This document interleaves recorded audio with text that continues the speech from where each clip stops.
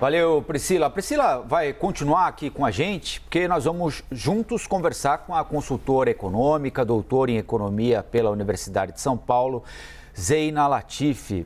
Zeina, bom dia. Muito obrigado pela atenção da senhora com a CNN mais uma vez. Bom dia, é um prazer estar com vocês.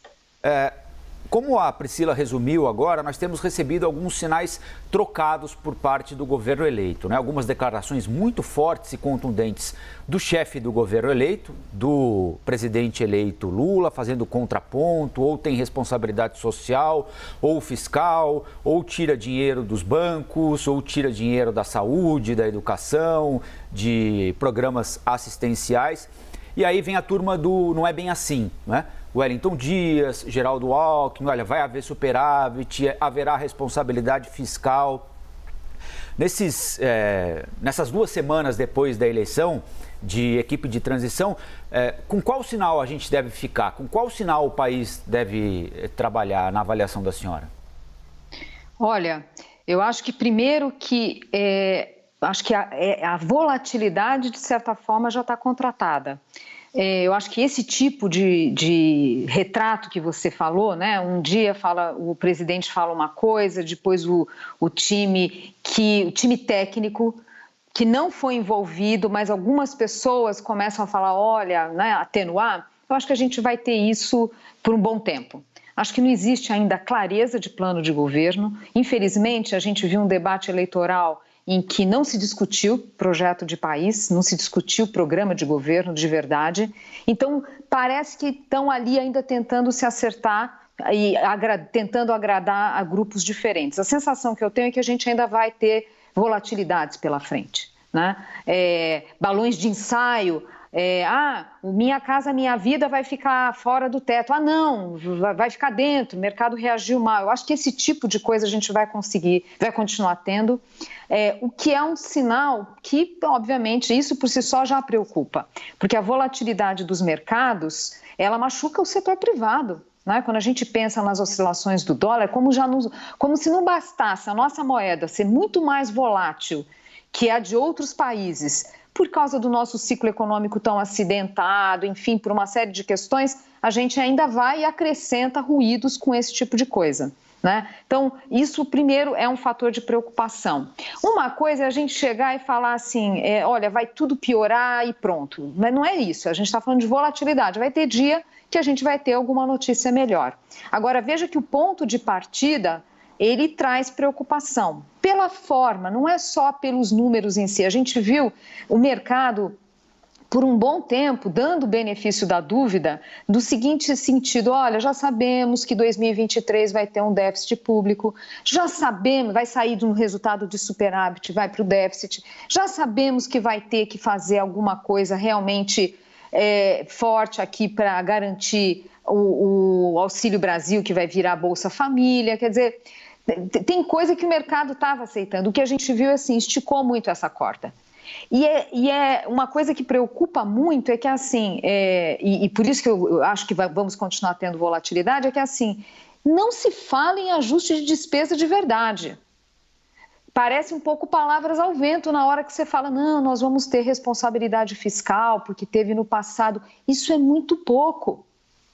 Então a gente vai precisar enxergar um time técnico coeso, com um plano estruturado, dizendo exatamente o que pretende fazer nos próximos anos. Chegar e falar que vai cortar despesa, o que exatamente se a gente tem um orçamento super engessado e nós sabemos que contenção de gastos obrigatórios depende muitas vezes de mudança constitucional. Qual é o programa para a contenção de despesas? Né? No passado, fazia-se controle de boca de caixa, eu digo lá atrás, quando o Lula foi presidente. Né? Teve lá alguma outra reforma, como a Previdência do funcionalismo, mas nós não tivemos naquele período do Lula reformas fiscais de fato para conter crescimento de gasto público. Agora vai precisar. Né? Foi feita a Previdência em 2019, tem ali uma fileira de reformas que são necessárias. E a gente não vê uma discussão sobre isso. Então, por hora é muito vago. Muito vago, acho que tem muita água para passar embaixo dessa ponte, até que a gente tenha clareza. Claro que algum tipo de recuo e que o próprio Congresso também tende a impor limites em relação a essa PEC transitória, né? Por exemplo, deixar o auxílio, o Bolsa Família fora do teto nos próximos 4 anos. Parece pouco provável uma coisa como essa, né? Então, vamos dizer assim, tem os freios ali que funcionam, mas realmente a gente precisa ser mais ambicioso e o governo deixar muito claro qual é o seu plano de voo, né? Só ficar remetendo a um passado que nem foi tão brilhante assim no contexto fiscal. A gente tem que lembrar que o Palocci ficou 3 anos, né, no governo e desde 2006 assim, não tiveram reformas fiscais no país, né?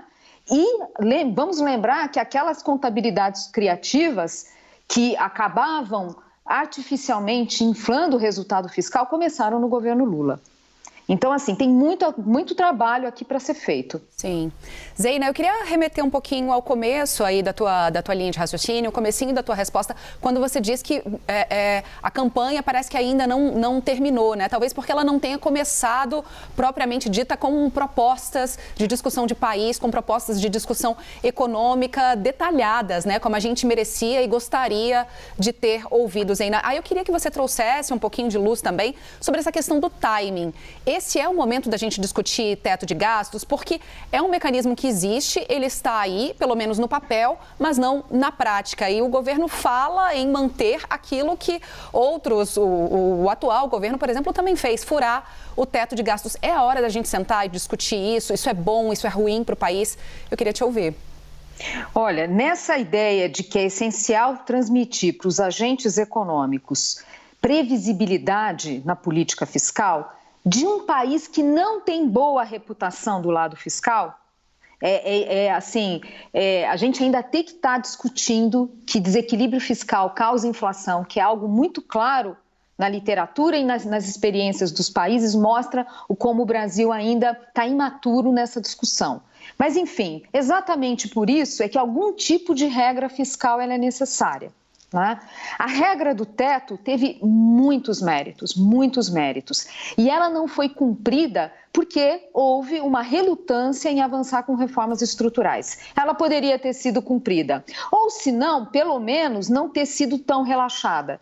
Poderia ter, por exemplo, o presidente Bolsonaro avançado numa reforma administrativa, por exemplo, que mesmo que trouxesse ganhos muito limitados, ia já ser uma sinalização de compromisso fiscal. Então, assim, olha, eu estou aqui fazendo uma PEC para flexibilizar a regra do teto, mas, por outro lado, estou aqui aprovando tais e tais reformas, revendo tais e tais políticas públicas. A gente não fez isso, o governo não fez isso, né?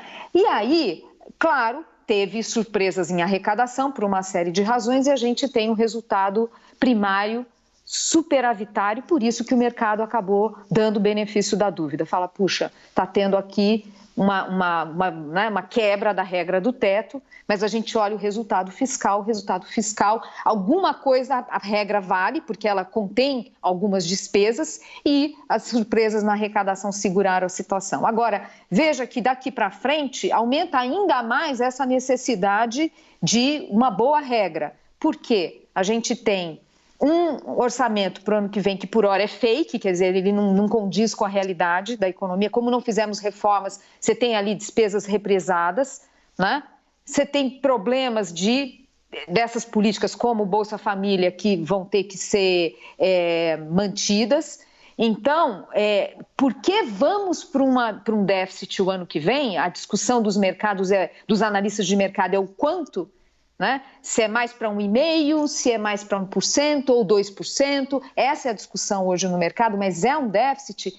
Isso aumenta ainda mais a necessidade de ter uma regra bem definida, né? Porque tem um desvio que é grande, que faz crescer a dívida pública e ainda mais por causa disso que você precisa mostrar qual vai ser o caminho de correção. Então, sim, é necessário colocar essa discussão do qual vai ser a regra fiscal e lembrando, assim, uma regra de bolso aqui, né? Não pode ser também uma regra tão flexível que as pessoas vejam que não tem nenhum esforço embutido, né? Não tem nenhum esforço para aprovar reformas, não tem nenhum esforço para melhorar a qualidade da gestão fiscal. tem que ser uma regra que, de fato, a gente olhe e veja um compromisso com reformas. E isso, de novo, não está claro. Tem muito trabalho ainda, estão devendo aqui bastante, claro, está cedo, mas tem muita coisa aqui para deixar claro em relação ao regime fiscal. Zeina, a Priscila Asbeck quer fazer uma pergunta para você também. Zeina, a gente tem pouco tempo de entrevista, mas não queria deixar de te perguntar. A gente falou bastante sobre a importância de ter regra fiscal, a gente está falando o dia inteiro aqui na CNN ontem, também hoje, mas eu queria também te colocar uma outra questão. Também o presidente eleito Lula coloca questões importantes na mesa, né? O cuidado com o social, também a questão de lucros exorbitantes de empresas. O que dá para a gente dizer também que a gente pode avançar nesse novo mandato, com um governo com um outro perfil, nesse sentido, e o que também nesse ponto e nesse aspecto também dá para a gente entender que, de certa forma, é razoável, ainda que a gente desconsidere essa questão toda do fiscal e das críticas ao fiscal, que isso a gente já deixou muito claro, você acabou de falar, a gente também tem falado aqui que são questões que tem que ter uma certa cautela em relação a isso. Olha, a gente tem uma qualidade do gasto público muito baixa. E a gente está sempre vendo esse discurso que precisamos gastar mais. Precisa gastar mais no social. E quando a gente está muito mais no momento de discutir a qualidade do gasto público, né? De corrigir programas que são mal desenhados, políticas públicas que a gente já sabe que não funcionam direito, o próprio Auxílio Brasil é um programa que não está atendendo ao seu objetivo, é um programa caro e que não atinge ao seu objetivo porque é mal focalizado, é mal desenhado. Isso já deveria ter sido colocado lá atrás, né? Claro, tem essa discussão, mas muito superficial ainda. Então, assim, só falar em aumentar gastos, sabendo que a qualidade dos nossos gastos é ruim e que tem uma questão de gestão muito séria, que tem uma necessidade de rever políticas públicas, e tem estudos, né? Você olha ali o site do Ministério da Economia, do site do Tesouro Nacional, tem muito estudo, né? Não é que a gente está totalmente no escuro, né? Então tem um trabalho aqui de reavaliar essas políticas públicas. Essa é a melhor coisa possível, né?